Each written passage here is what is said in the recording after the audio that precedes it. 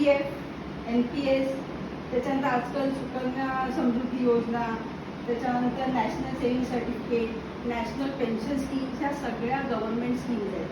ह्याचं मी थोडं डिटेल थोड्या वेळी तुम्हाला सांगेन. हा पहिला पट्टा येतो, ह्याच्यामध्ये जास्ती करून 6 ते 7-7.5% रेट ऑफ इंटरेस्ट मिळतात. म्हणजे तुम्ही जो पैसा टाकाल त्याच्यावर 7 to 6% 8% पर्यंत वाढ होते. खरं बघितलं तर ही बीट नाही करत आहे. त्याच्यानंतर येतात बॉन्ड्स येतात. माहिती आहे कोणाला बॉन्ड्स असतात? गव्हर्नमेंट बॉन्ड्स असतात. त्या गव्हर्नमेंट बॉन्ड्समध्ये FDIपेक्षा थोडासा जास्ती रेट ऑफ इंटरेस्ट मिळतो. साधारण 7 पासून 8.5% मिळतो. बघायला गेलं तर तेही आपल्याला काय फारसं ग्रेट अचीवमेंट होत नाही, पण one of the safe zone, कारण ते गव्हर्नमेंट बॉन्ड असतात. त्याच्यानंतर गोल्ड येतं. गोल्डमध्ये पण बराच प्रकार असतो. गोल्डमध्ये 9 ते 10% पर्यंत आपल्याला रेट ऑफ इंटरेस्ट काढता येते इन्व्हेस्टमेंटमध्ये. आता तुम्ही बघा लगेच सोनं खरेदी केलं तर त्याच्यात नाही आहे. गोल्ड मी खरा वेगळा कव्हर करेन, कारण की गोल्ड हा एक विषय खूप मोठा आहे. त्याच्यामध्ये खूप प्रकार असतो. Physical gold, sovereign gold bonds, EPF, mutual fund, बरंच असतं काय काय.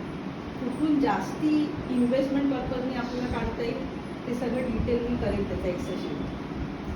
त्याच्यानंतर येतो म्युच्युअल फंड्स. बघा, गोल्डच्या व्यतिरिक्त अजून एक हे आहे इन्व्हेस्टमेंट, REIT. जर तुम्ही कोणी ऐकलं असेल तर ती रिअल इस्टेट इन्व्हेस्टमेंट आहे. पण ती आपण कशी जागा घेतो तशी इन्व्हेस्टमेंट आहे. जागा घ्यायला आपल्याला भरपूर कॅपिटल लागतं. That is not possible. खरं करून काढायला. पण REIT जो एक स्कीम असते ना, त्याच्यामध्ये डिफॉल्ट असतं. त्या डीमॅट अकाउंटमध्ये तुम्हाला जसं जमतं 1000 रुपयाचे मी ते घेणार असे घेऊ शकता. पण त्याचा इंटरेस्ट पण साधारण आपल्याला 8 to 9 किंवा 10 पर्यंत जातात. म्हणजे आपल्याला प्रॉफिट तसं मिळतं. म्युच्युअल फंड्स तुम्हाला 12 पासून 15 पर्यंत देतं, तर काहीतरी 18 देतं इंटरेस्ट. हे फायदेशीर असतं जर तुम्हाला तुमचा पैसा वाढवायचा आहे. म्युच्युअल फंड्स तो एक प्रकार आहे इन्व्हेस्टमेंटचा.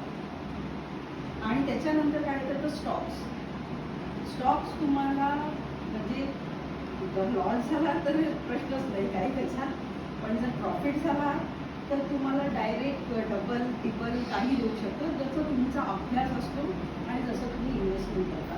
म्हणजे डेफिनेटली 20च्या पुढे तर नक्कीच स्टॉक. कसं तुम्ही तुमचं डोकं लावून घेतात ते. त्याच्यामध्ये पण भरपूर स्टॉकमध्ये पण प्रकार असतात. ट्रेडिंग असतं, फ्युचर ऑप्शन असतं, कमॉडिटी असते, शॉर्ट टर्म येतं, लॉंग टर्म येतं.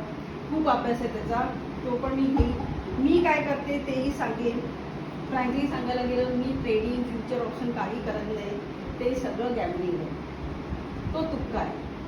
लागला तर खूप मोठा मट्टा, नाहीतर डायरेक्ट घर विकायची परिस्थिती अशी आहे. मी काय करते आणि मी किती सेफली खेळते, मी सगळी जे सांगेन जास्ती करून सेफ गेमच सांगेन.